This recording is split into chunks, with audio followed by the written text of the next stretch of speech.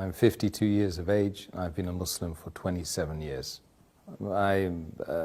Ethnically, I'm from an Irish stock with a bit of English in there as well. Father was Catholic, my mother was Catholic, although only nominally Catholic.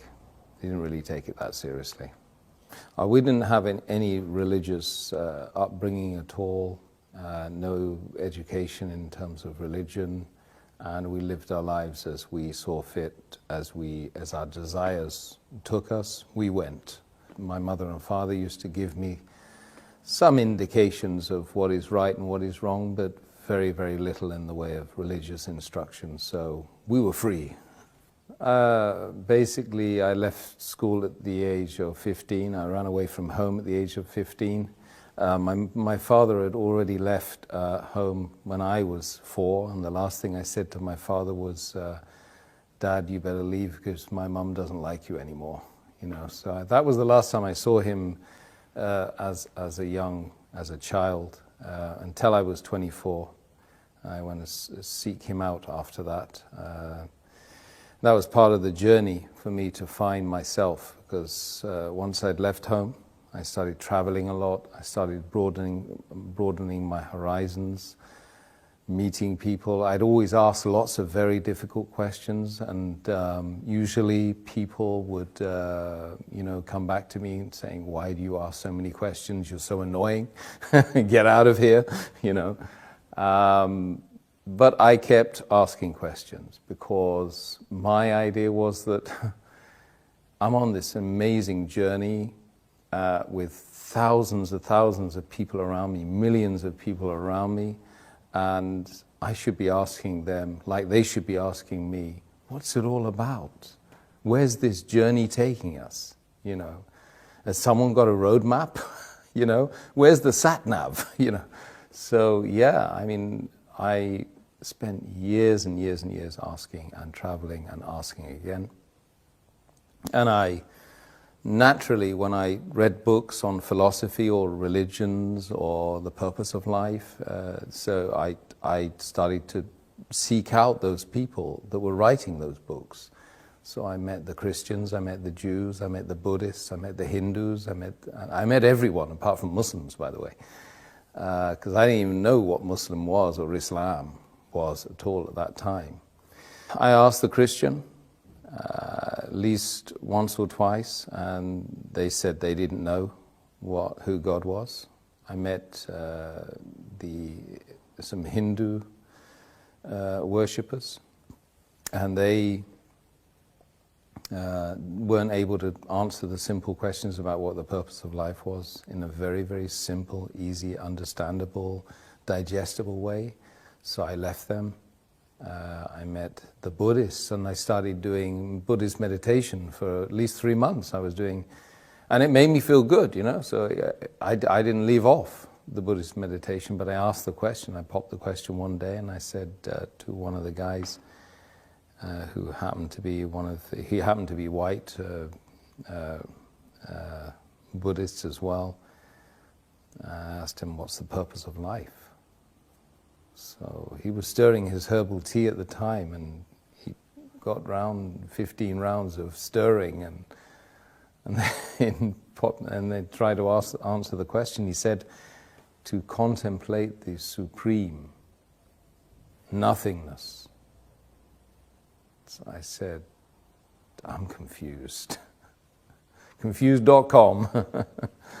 And he's tried to justify why he had evidently mentioned a contradiction in terms. By any stretch of the imagination, it's difficult to imagine something that's supreme and yet absolutely nothing. So he tried to give me the Golden Sutras, and I started reading that, and I couldn't understand it. I didn't think I was a shallow individual who couldn't understand things, because I'd been reading a lot. I've been reading Tolstoy and Dostoevsky, Russian authors, and very complex materials in order to try and find the purpose of life, not to try and be big and intelligent, you know. And so this book I couldn't understand. So I said, it can't be the truth, because the truth has to be easily understood by most of the people, if not all the people. So I left that. But I continued doing my Buddhist meditation. So I started looking into the Chinese philosophies, started doing martial arts, I started doing Tai Chi. I did Tai Chi for 3 years. And I was still reading and every ism and every schism and every possible thing which would help me to try and find me, Tim, who am I, you know. And it was a big struggle, massive struggle. So I went off and I was told that, you know, the top 5% of the world, they go to university. I got to Sussex University, studying politics and third world development, because that seemed really interesting to me. But it wasn't the paper, it wasn't the subject, it was the fact I was going there with this top 5% of the world sitting with me. So I got there and I was mortally disappointed, because most of them were just out to get drunk and have a hedonistic lifestyle whilst they were away from their family for the first time in their lives. You know. So I was there in the university, and I was pushing, prodding, poking everyone again and again and again, trying to find out what this life is, you know. And 99% of the people just don't want to talk about it. This is what I found. You've got to find the 1%. And when you find the 1%, you don't want to leave them, you know. One day, I had a particular female friend that was told me not to bother calling her the day after, you know. So I went to the Islamic Society because I was so confused, and I had a real bust up with her and a fallout with her and an argument, and wanted to know why she kicked me out, because she said, as she was kicking me out, it's something to do with my religion. And I happened to know she was a Muslim. So after all of these millions of questions and unanswered questions at that, you know, what led me to this faith was an argument about her religion, which she claimed to be following. So anyway, knocked on the door of the Islamic Society, and I found this Iraqi guy with his headscarf and a smile as well, kind of a nice smile, and I said, look, I've got a problem with my girlfriend. So he said, you got a problem with your girlfriend? I said, why? I said, well, she's Muslim, and she just told me that she didn't want to, you know, me to come today. So I want to know why. So he's kind of said, well, look, best thing I can do is give you these. Give me a pile of books. And he said, read all these. So I did for 2 weeks. I just read and read and read and read. I read about how to purify yourself as a Muslim, how to have a bath as a Muslim, how to pray as a Muslim, what's the history of Islam. I started reading some of the chapters, small chapters of the book, which they claimed was, sent from God. And slowly but surely, the answers started popping up. Just miraculously from this incident. Then I discovered, of course, that the month was Ramadan. So then I started to learn that these guys were fasting, you know, for 30 days. Not continuously, of course, but they were fasting the daylight hours of this month. And this month was about the coming of this book, which I'd been reading, the Quran. And it was a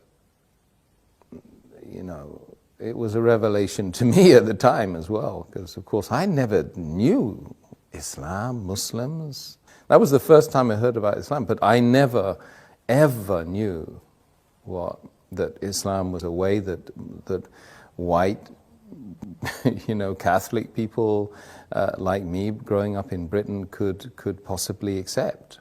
I thought it was a religion for brown people and ethnics, So I slowly but surely started getting the answers to the questions that I had been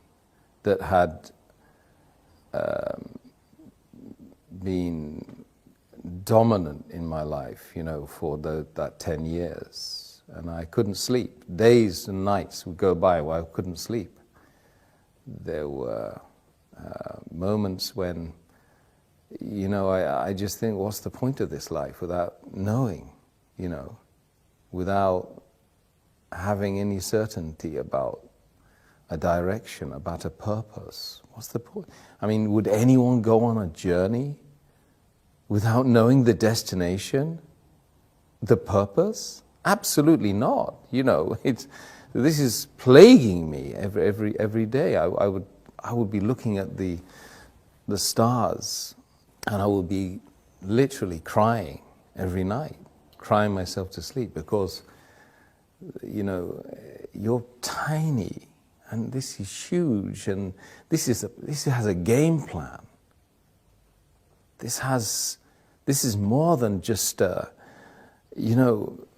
mere coincidence, a mere happening, something that's just happened out of nothing. This is by design. And you have to find the purpose. So you come across this book which answers all of the questions. You don't like what you read. Some of it you don't like. But it's kind of good for you, right? You realize it's good for you. And it was probably the third week of Ramadan then. I was reading that, and I was watching these guys. They were fasting and they were praying in that place 5 times a day in that center. And I would join them and I would be doing the prayers with them, but I couldn't really know what was going on, but it felt right. And one day I woke up and I said, look, I'm going to fast today, because the fasting is the thing that really seemed to be very attractive, and it was a challenge for me, and I thought it might help me in the journey. So I prayed. I started fasting that day, and it was like somebody had removed the blindfold. They'd unlocked the door. They'd removed the earmuffs, and I was able to think clearly. And just that moment, on that day, on that time, was the moment when I found Islam. Because, when you're fasting sincerely to find the one that created everyone here and everyone out there and everyone that's going to be created later on, after we go and we leave this planet and leave this journey, is the ultimate sacrifice, when you give off your food and give away the luxuries that you have and the water, and you do it sincerely, seeking the face of the one that created you, is the moment when you found yourself, So that was that day. That was the day, and I hadn't taken what was called the Shahada, or the declaration of faith, because I thought, well, God knows me better, so why would I bother, Anyway, I went on right until the end of Ramadan, and one night I was just super aware of myself, of being like needing to get rid of the past and start something new. It just felt like that. So the whole night I was just like, I was making this ritual ablution, watching, because I was reading it all the time in the books I had with me, and trying to get rid of something that was in the past. And then in the morning, very early in the morning, I just walked. I went up and I started looking for a mosque. I went into a mosque. I got to the top of the stairs and the guy grabbed hold of me and said, "Look, what's going on? What are you here for? Can we help you?" I said, "Yeah, I've just come to embrace Islam." He said, "Well, we don't know you. I mean, we've never seen you. What do you know about Islam?" I said, "I've been reading about Islam for the last 2-3 weeks, in fact, and I've been fasting as well." So they were quite surprised, and they said, "Well, have you washed?" I said, "I've been washing the whole night, man." I made the declaration of faith, and then I kind of got hugged by 300 men, and I'd never been hugged by a guy before. Not even my father, I don't think. I remember feeling that it really was a very amazing moment, and it was unlikely that I would feel that way again. That feeling of elation, the feeling of actually I felt very relieved, because imagine spending 10 years searching and searching for something which you don't even know what that is. It's not like you go on, you search for something, right, which you know, and you pretty much know where you drop that thing. So you've got a very small area that you can check, from home to work, back to school. Yeah, I can retrace the journey. But with something like the purpose of human existence in a sea of 8 billion people with millions and millions of potential miles you need to travel, and that took me 10 years. I was 25 or 26 at the time I embraced Islam, and so the feeling was amazing. It was something which is groundbreaking. And then, of course, ever since, we've got all the challenges of being a person who does claim to believe in God. So I didn't really have any concerns about, taking that plunge and becoming a Muslim, because I was doing it sincerely to try, and if I didn't do it, what was I going to do instead? I would, I was destined to fail, to literally become an alcoholic, or to be a person that would just live their life as a hermit. Literally, that's the way I was thinking at the time before I embraced Islam. So I didn't really have any hang-ups about accepting something that was going to really, truly speaking, help me here. It doesn't matter, the external didn't matter to me. At that point, I would do anything to find the truth. And there's a lot of people out there like that in this world. I've met lots of them. And they genuinely good people. They have that feeling in their heart. They really want to spit it out. But really, there's nothing to be fearful of. Rather, that you should be fearful of the fact that you're not being sincere to yourself, true to yourself. That creates mental conditions. There's a lot of people that have psychosis and mental issues because they're not true to themselves. What their heart and their soul is telling them, they're not doing that. And this is, we call it hypocrisy. We mustn't be hypocrites. A community of Muslims practicing the faith of Islam is a family that most people don't have. And I gained that family. It's 1.6 or 1.7 billion people worldwide. I go and visit them. I can just say, peace be unto you, in a gathering of people in a room, and I've got potentially 1,000 invites right in front of my face, if I go and pray in a mosque in wherever it is, Abu Dhabi or Kuwait or America or France. So that's the community that I never had. And I yearned that community. I remember when I married my wife, I said, I need to marry into a family. I need a family. Because we increasingly in the world, not just in the Western Hemisphere, we're lonely. You know, 40% or more of the population of London lives on their own. That's shocking. People don't even know their neighbors. This is just London. London, #1 capital of the world, right, that everybody loves to be part of. But people are not part of each other, you know, they're distant from each other.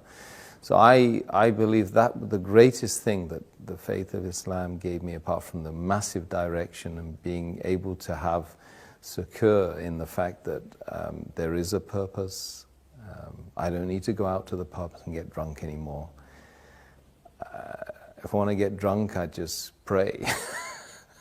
You know, if I want to find direction, I've got the sat-nav. I've got the map. If I want to know anything about the faith, I rest assured I can go to someone who knows about the faith, and they will give me direction as well. And I have that massive, beautiful, unending family. And if you find the right members of that family, then you feel great. Let's just be brutally frank. We need to know who we are, where we're going, who created us. We ask ourselves these questions on a daily basis. Even if we don't vocalize it, we certainly think it.